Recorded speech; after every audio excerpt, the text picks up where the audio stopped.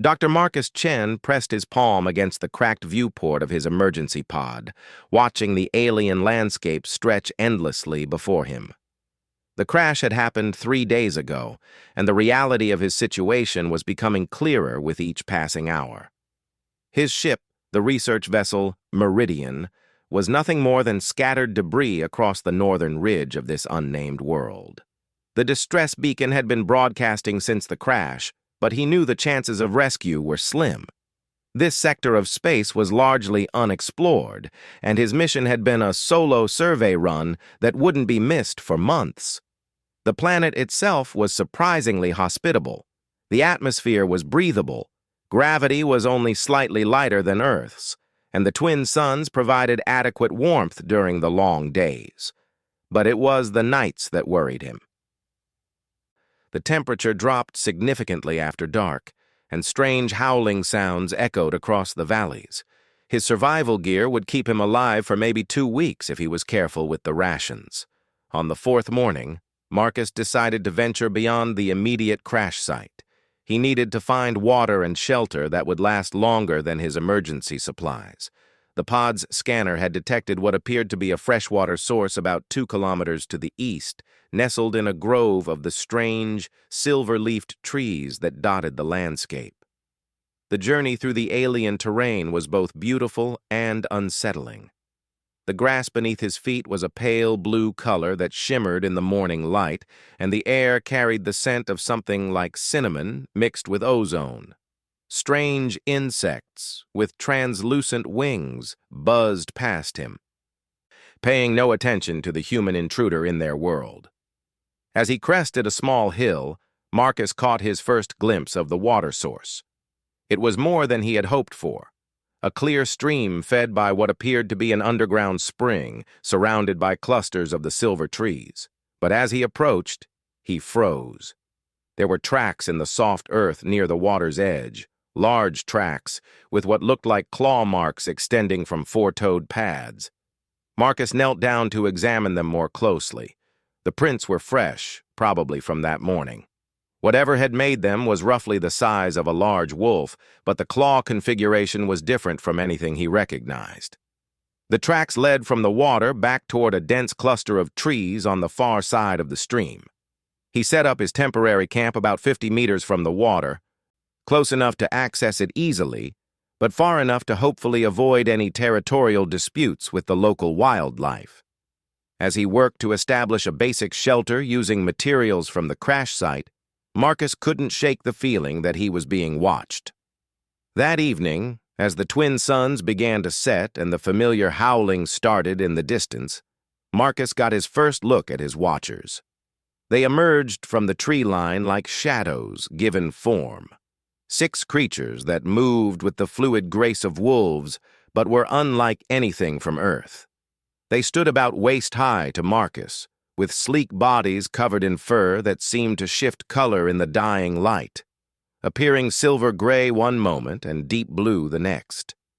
Their eyes were large and intelligent, reflecting the fading sunlight with an almost hypnotic golden gleam.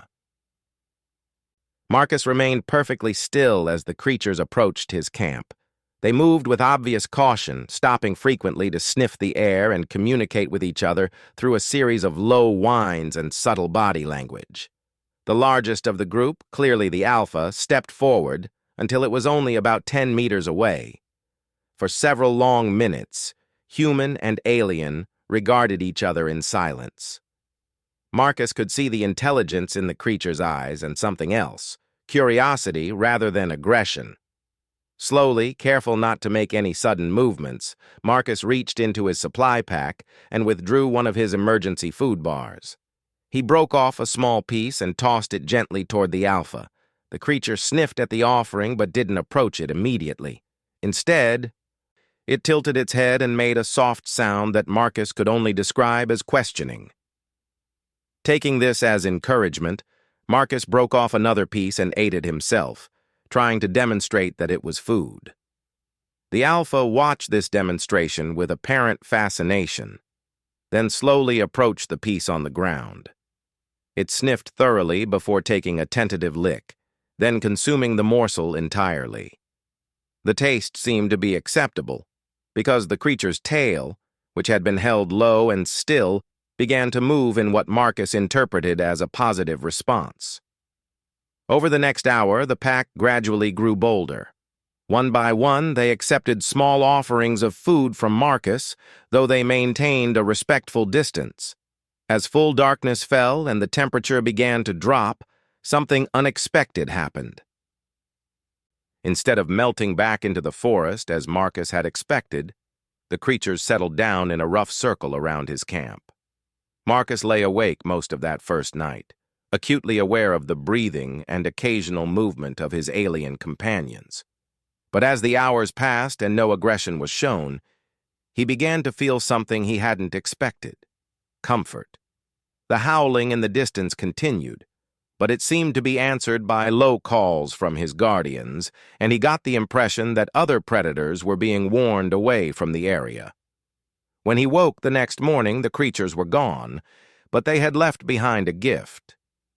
Near his camp lay a collection of the local fruits, purple, pear-shaped things that he had seen growing in the trees but had been too cautious to try. The offering suggested not only intelligence, but an understanding of reciprocity that touched something deep in Marcus's chest. The routine continued for the next several days. Each evening, the pack would emerge from the forest to accept their small portions of human food, and each morning, Marcus would find fresh fruit and sometimes small cleaned fish from the stream. He began to learn their individual characteristics: the alpha with its proud bearing and silver-tipped fur, a smaller female who seemed more curious about Marcus's equipment, and a younger male who was braver than the others but still deferred to the pack hierarchy. Marcus started talking to them during the evening feeding sessions, partly to combat the loneliness and partly because he sensed they were listening. He told them about Earth, about his research, about the family he had left behind. The creatures would sit and listen, with an attention that seemed almost human-like in its intensity. "I'm supposed to be studying atmospheric compositions of unexplored worlds," he told them one evening, offering a piece of protein bar to the curious female. "But I think I'm learning more about you than I ever expected to learn about anything out here." The female, whom he had started calling Silver due to her distinctive markings, made a soft, chittering sound that he had come to recognize as her version of acknowledgement. She was always the most responsive to his voice, and Marcus suspected she might be the pack's scout or intelligence gatherer. As the days turned into weeks, Marcus's supplies began to dwindle, but his relationship with the pack deepened. They seemed to understand his need for warmth and began bringing him dry grasses and soft materials that could be used for bedding. When he fell ill for several days with what appeared to be a mild allergic reaction to some local pollen, they brought him different types of water from various sources until they found one that seemed to help him recover. The most remarkable development came during his third week on the planet. Marcus had been working on expanding his shelter using salvaged materials from the crash site when he accidentally knocked over his water container, spilling the precious liquid across the ground. He stood there for a moment, calculating how this setback would affect his rationing schedule, when the Alpha approached. The creature looked from Marcus to the empty container, then back to his face. Then, in a display of intelligence that left Marcus speechless, the Alpha picked up the container in its mouth and began walking toward the stream. The rest of the pack followed, and Marcus trailed behind, wondering if he was witnessing something unprecedented. At the water's edge, the Alpha set down the container and looked expectantly at Marcus. Understanding dawned, and Marcus filled the container while the pack watched approvingly. But that wasn't the end of the demonstration. The Alpha led him to two other water sources he hadn't discovered: a small spring hidden behind some rocks and a place where rainwater collected naturally in a stone depression. "You're showing me the good spots," Marcus said in amazement. "You understand that I need water to survive." The Alpha made a sound that Marcus had learned was its equivalent of agreement, and Marcus felt his throat tighten with unexpected emotion. These creatures weren't just tolerating his presence or accepting his food offerings out of opportunism. They were actively trying to help him survive. That night, as he lay in his improved shelter with the pack sleeping peacefully around his camp, Marcus stared up at the alien stars and tried to process what was happening.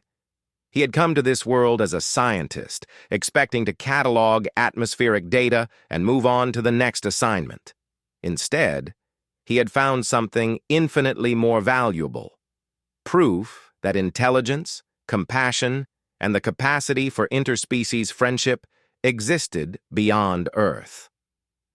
The howling in the distance had become as familiar as breathing, and Marcus realized he had begun to distinguish between different types of calls. There were hunting calls, territorial warnings, and what he was beginning to recognize as social communication between distant packs. His own pack would often participate in these long-distance conversations, and Marcus suspected they were reporting on his presence and status to others of their kind. As his second month on the planet began, Marcus faced a harsh reality. His food supplies were nearly exhausted, and while the fruit and fish provided by the pack were helping, he wasn't sure it would be enough to sustain him long-term. His human physiology had different nutritional requirements than the local ecosystem naturally provided. But the pack seemed to sense his growing weakness. Their offerings became more frequent and diverse, including things he suspected they were hunting specifically for him, small creatures that, when cooked, provided protein closer to what his body needed. They watched him more closely during the day, and Marcus began to suspect they were learning from his behavior, figuring out what made him stronger or weaker. One evening, as he sat by his small fire sharing his dwindling rations with his companions, Marcus made a decision. He pulled out his personal recorder, a device he had been saving power for, and began documenting everything he had learned about the pack. "Personal log, Dr. Marcus Chen, day 43, he began, while the pack listened with their usual attentive silence. "I want to record what I've learned about these remarkable creatures, in case someone eventually finds this." He described their intelligence, their social structure, their apparent capacity for empathy and cooperation with alien species. He documented their hunting patterns, their communication methods, and most importantly, their unexpected kindness to a stranded stranger. "They have no evolutionary reason to care about my survival," he said, looking around at the circle of golden eyes reflecting his firelight. "But they do. They've adopted me, in a way that suggests emotional intelligence and moral reasoning. If I don't make it off this world, I want it recorded that these beings are not just animals. They're people, in every way that matters." The Alpha approached as Marcus finished his recording, carrying something in its mouth. It was another offering, but this one was different. A perfectly spherical stone with unusual markings etched into its surface. The workmanship was clearly artificial, not natural. And Marcus realized he was looking at a tool or artifact created by the pack's species. "You made this," he whispered, accepting the gift with trembling hands. "Your people make things. You have culture, art, technology." The Alpha watched as Marcus examined the stone, and Marcus could swear he saw satisfaction in the creature's expression. This wasn't just a gift. It was proof of sophistication, a revelation that would change humanity's understanding of intelligence in the universe. As Marcus held the carved stone and looked around at his alien friends, he felt a profound shift in his perspective. He had stopped thinking about rescue, stopped counting the days until his beacon might be answered. Instead, he found himself hoping he would have enough time to learn more about these incredible beings, to understand their culture, and maybe, in some small way, to contribute something meaningful to their world. The night sounds of the alien world had become a lullaby, and the breathing of the pack around his camp had become the sound of home. Marcus Chen, stranded explorer, had found something he hadn't even known he was looking for, a place where intelligence met compassion, where differences were bridged by simple kindness, and where the universal language of friendship transcended species barriers. As he fell asleep that night, the carved stone warm in his hands, Marcus didn't know that his time with the pack was already more than half over, but he also didn't know that the impact of these quiet weeks would ripple through the galaxy long after his own story ended, carried forward by creatures who understood the value of remembrance and the power of keeping vigil over those who had shown them unexpected grace. The seasonal change came gradually to the alien world, marked first by subtle shifts in the color of the grass and the behavior of the local wildlife. Marcus had been on the planet for 3 months now, and his body was beginning to show the strain of surviving on a diet his human physiology wasn't designed for. Despite the pack's increasingly sophisticated efforts to provide him with suitable food, he was losing weight and energy. But the relationship with his alien companions had evolved into something remarkable. What had begun as simple feeding exchanges had become complex communication. The pack had learned to interpret many of his gestures and expressions, while Marcus had become fluent in their body language and vocal patterns. Each member had distinct personality traits that he had come to know as well as those of old friends. Silver, the curious female, had become his constant companion during the day, often following him as he explored the area around his camp. She seemed fascinated by his tools and equipment, watching intently as he performed maintenance on his shelter or attempted to repair damaged items from the crash. Her intelligence was remarkable. She had learned to bring him specific materials when he was working, apparently understanding the connection between his gestures and his needs. The Alpha, whom Marcus had started calling Storm for the way his fur seemed to ripple like storm clouds, had taken on the role of his protector and teacher. Storm would lead him to new food sources, safe paths through difficult terrain, and locations that offered better shelter during the increasingly frequent rainstorms that marked the changing season. Perhaps most touching was his relationship with the youngest pack member, a male barely past adolescence whom Marcus called Scout.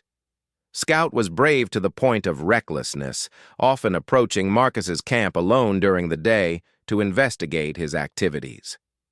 The young alien had learned to mimic some of Marcus's movements and sounds, and would sometimes sit beside him for hours, as if trying to understand the strange rituals of his adopted human. As the weeks passed, Marcus began to notice changes in the pack's behavior that went beyond their interactions with him. They were teaching him their customs, their ways of understanding the world. When another pack appeared at the territorial boundaries, Storm and his family included Marcus in their social displays, positioning him within their formation as if he were a pack member of unusual but accepted status. "I think they've decided I'm some kind of honorary wolf," Marcus told his recorder one evening, while Silver listened with her head tilted attentively. "But it's more than that. They're treating me like family." The proof of this adoption came when Marcus fell seriously ill during his 4th month on the planet. A respiratory infection, probably caused by exposure to alien spores, left him weak and feverish for nearly 2 weeks. He was barely able to leave his shelter, and his already limited food intake dropped to almost nothing. The pack's response was immediate and coordinated.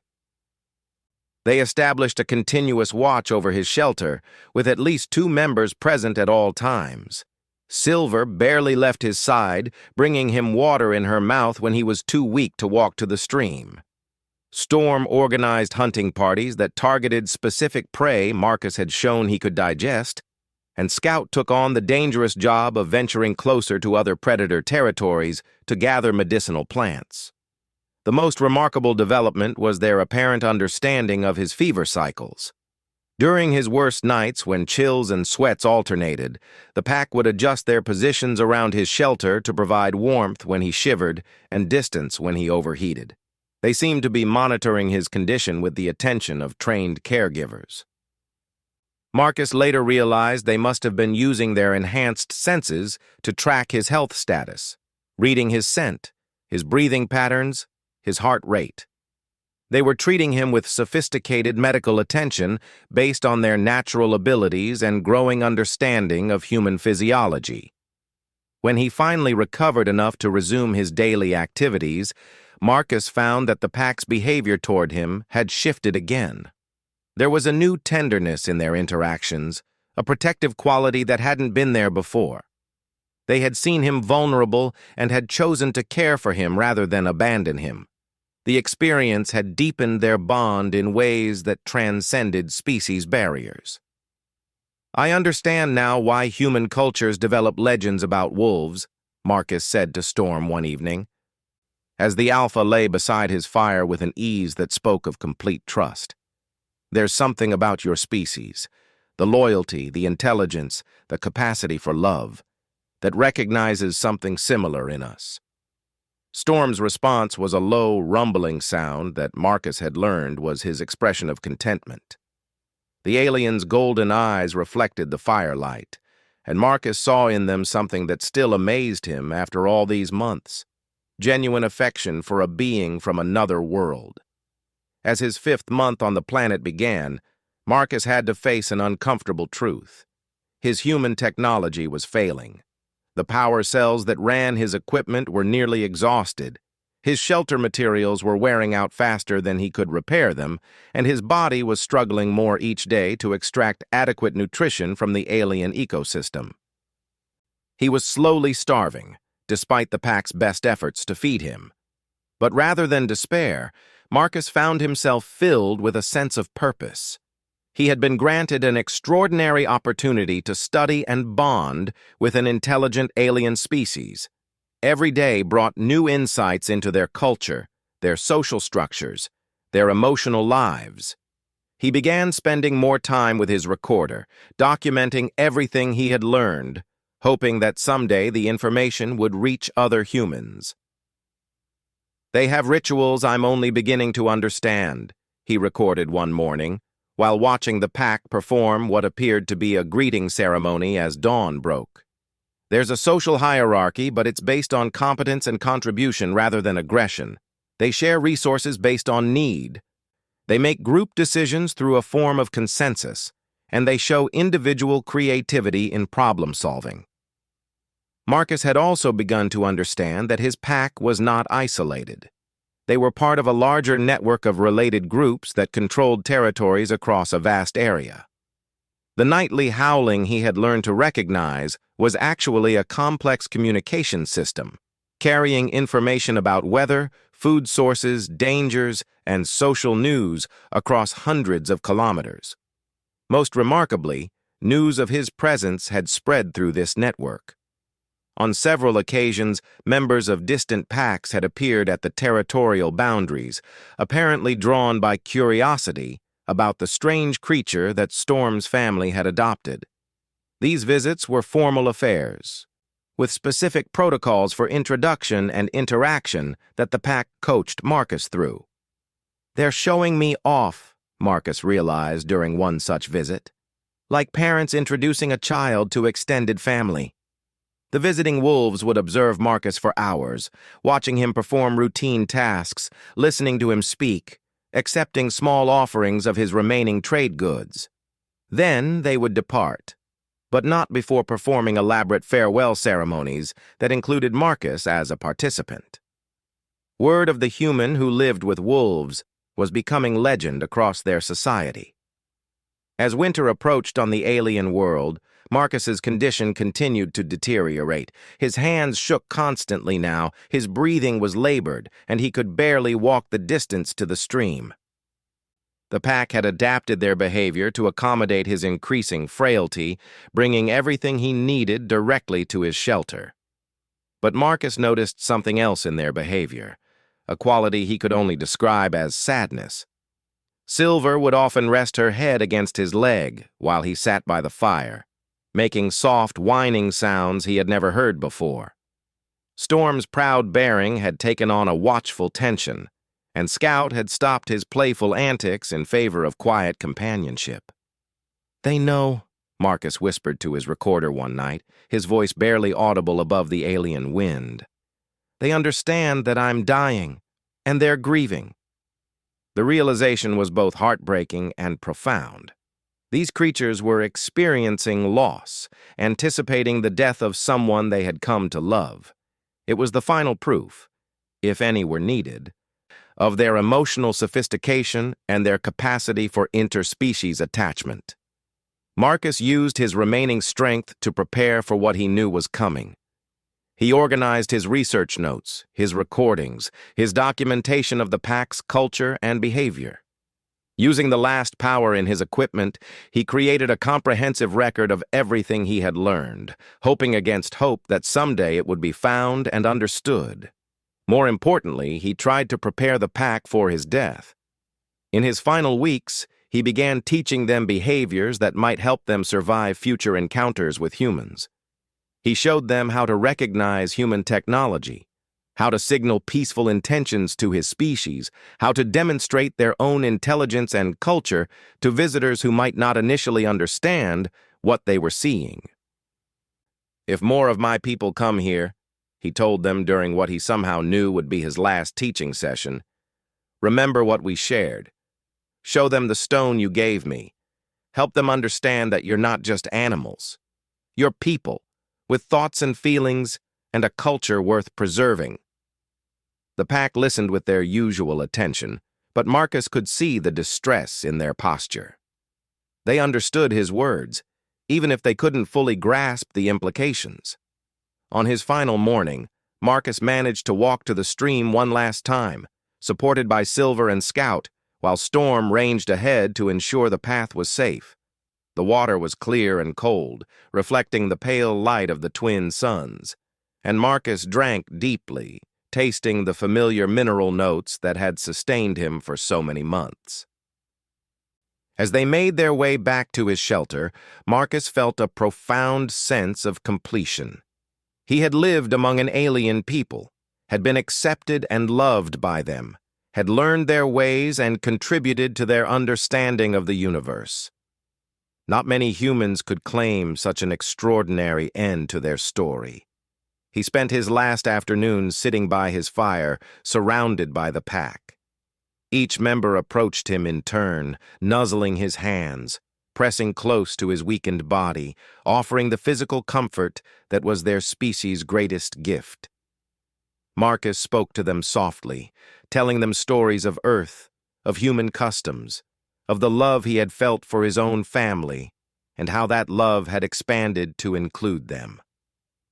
As the twin suns set and the familiar chorus of night sounds began across the alien landscape, Marcus felt his strength finally failing. Storm lay down beside him, pressing his warm body against Marcus's cooling flesh. Silver curled up at his feet, her breathing synchronized with his own slowing rhythm.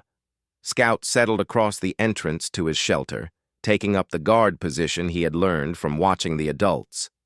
Marcus's last conscious thought was how perfect this moment was.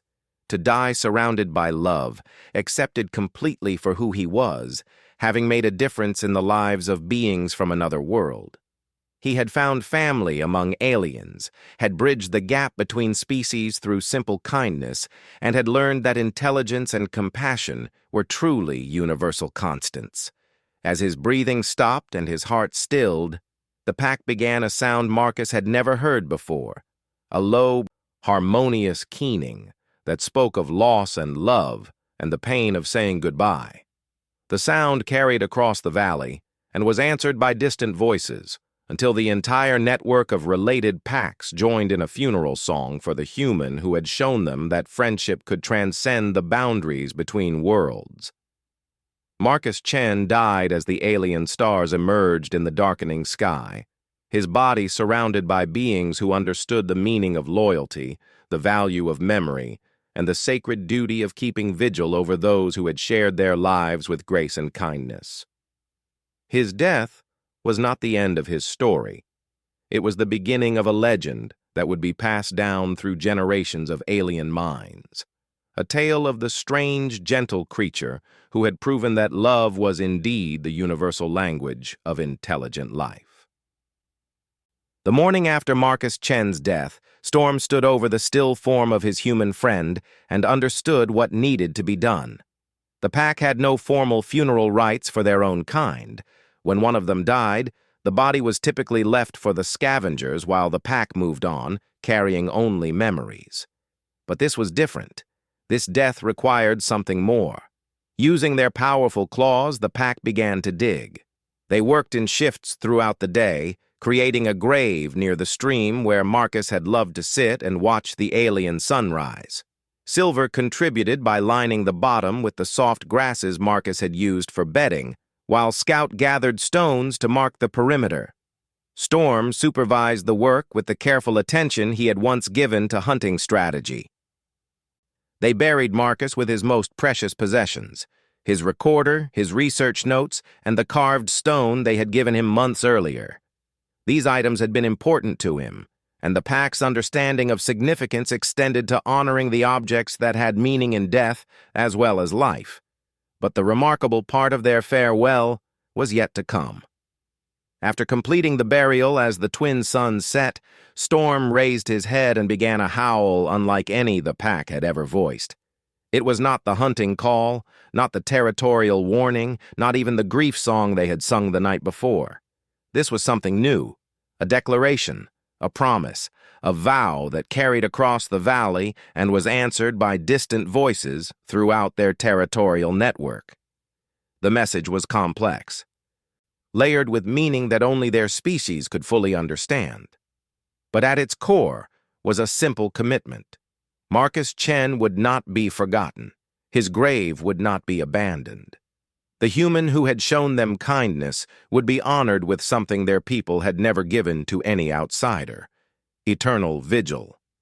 In the days that followed, the pack established new routines centered around Marcus's grave. Each morning, one member would visit the site to ensure it remained undisturbed. Each evening, the entire pack would gather there for their social activities: feeding, grooming, play, and the complex communication rituals that bound their society together. Silver showed the most dramatic change in behavior. She had always been the most curious about Marcus's technology and belongings, and now she appointed herself guardian of his memory. She would spend hours each day lying beside the grave as if listening for sounds that would never come. When other pack members approached, she would guide them through what appeared to be a ritual of remembrance, touching the stone markers, sniffing at the earth where Marcus lay, sharing in a moment of quiet acknowledgement. Scout, who had been Marcus's most devoted companion in life, took on the role of messenger. He would range farther from the territory than was typical for a young male, carrying news of the human's death and the pack's vigil to other groups. These expeditions were dangerous. Young wolves traveling alone were vulnerable to larger predators and territorial disputes. But Scout seemed driven by a need to ensure that Marcus's story reached every pack in the network. The responses to Scout's messages revealed something extraordinary about the alien wolf society. Packs that had never encountered Marcus began sending representatives to visit his grave. These pilgrimages were unprecedented in their culture. Wolves had territories to defend and survival challenges that made such journeys difficult and costly. But they came anyway, drawn by curiosity about the human who had inspired such devotion in Storm's family. The visiting wolves would approach the gravesite with elaborate ceremony, following protocols that seemed to have emerged spontaneously from their collective understanding of the situation's significance. They would circle the area 3 times, touch the stone markers with their noses, and then settle in for extended observation periods during which they studied every detail of the memorial. Most remarkably, many visitors began bringing offerings. These were not random objects, but carefully selected items that seemed chosen for their beauty, rarity, or significance: unusual stones, preserved flowers, feathers from rare birds, even small carved objects that proved their species had more sophisticated tool-making abilities than Marcus had initially realized. As the seasons changed, and the alien world moved through its yearly cycle, the grave site became something like a shrine. The stone markers were supplemented by the accumulated offerings, creating a complex memorial that grew more elaborate with each passing month. The area around the grave was kept meticulously clean by the continuous presence of pack members, and a clear path emerged from repeated use by pilgrims. But the most profound change was in the howling patterns across the entire regional network. The nightly communication sessions now included a new element, a formal acknowledgement of Marcus's memory. Each pack would contribute to a rolling chorus that began with Storm's family and spread across hundreds of kilometers, carrying the story of the human who had lived and died among them. These sonic memorials were rich with information about Marcus's life, his kindness, his teaching, and his peaceful death. Young wolves born after his passing learned his story as part of their cultural education. The tale became formalized, structured, passed down with the careful attention to detail that marked important tribal knowledge. 2 years after Marcus's death, something unprecedented happened. A human rescue ship detected the old distress beacon and followed it to the crash site.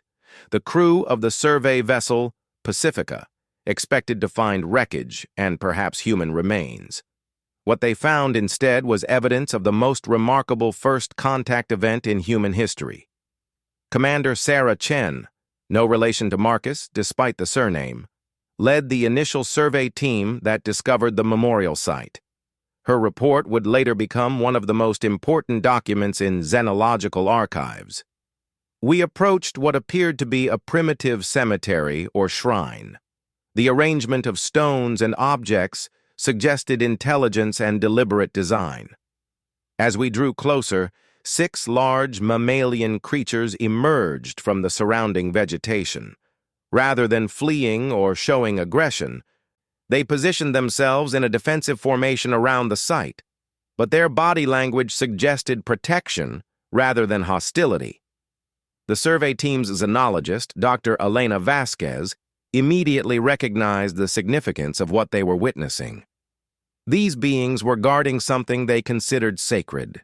Their behavior showed all the indicators of complex social organization, cultural development, and emotional sophistication. The initial contact was delicate. The aliens, Storm's pack, now led by Silver after the old Alpha's death from natural causes, were clearly intelligent, but had no frame of reference for communicating with humans other than their memories of Marcus. It was Scout, now a mature adult, who made the breakthrough that changed everything. The young wolf approached the survey team, carrying something in his mouth, Marcus's personal recorder, carefully preserved for 2 years, in the hope that someday other humans would come to understand its significance. When Dr. Vasquez activated the device and Marcus's voice filled the air, describing his experiences with the pack, the emotional response from the aliens was immediate and unmistakable. Silver began making the soft whining sounds that Marcus had described as expressions of joy and recognition. Scout performed the greeting dance that Marcus had documented in his notes. The entire pack surrounded the humans in the same protective formation they had once used to guard Marcus's camp, welcoming them as they had welcomed their first human friend. Over the following weeks, as more human researchers arrived and established a permanent base on the planet, the full scope of Marcus's legacy became clear. His recordings contained detailed observations about alien wolf culture, social structure, intelligence, and technology that revolutionized human understanding of non-terrestrial life. But more than that, his documentation proved that these beings were fully sentient people with rich emotional lives and complex societies. The wolves, for their part, seemed to understand that the arriving humans were connected to Marcus.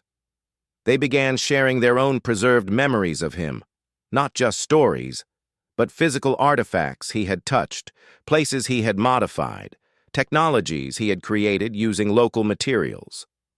Their preservation of these items revealed sophisticated concepts of history, memory, and cultural continuity. Most importantly, the wolves maintained their vigil. Even as the human research station grew around them and more of their species began interacting with the newcomers, Marcus's grave remained the center of their spiritual and social life. They had kept their promise to the dying human, and they continued to honor it even as their world changed around them. The story of Marcus Chen and his alien family became legendary throughout human space. It represented the best of humanity's potential, the ability to find common ground with radically different forms of life, to build relationships based on mutual respect and kindness, and to leave behind a legacy that transcended species boundaries. The planet, officially designated Kepler 442c, was renamed in Marcus's honor. The first diplomatic treaty signed between humans and the Kepler wolves included specific protections for the memorial site, ensuring that Marcus's grave would remain undisturbed for as long as both species existed. But perhaps the most fitting tribute to Marcus's memory was the ongoing relationship between humans and wolves on the planet he had died to bring together. The research station became a model for interspecies cooperation, with wolves and humans working side by side to understand their respective cultures and technologies. The alien wolves proved to be remarkably gifted engineers and artists, with an intuitive understanding of ecological systems that complemented human scientific methods. Together, they developed new approaches to planetary conservation and sustainable development that would later be applied across human space. Dr. Elena Vasquez, who became the first human ambassador to the Kepler wolves, often visited Marcus's grave during her years on the planet. In her memoirs, she wrote, "I never met Marcus Chen in life, but I came to know him through the love and loyalty of his alien family. He showed us that the most profound first contact doesn't happen between governments or military forces. It happens between individuals who choose to see past differences and find the common ground of shared compassion."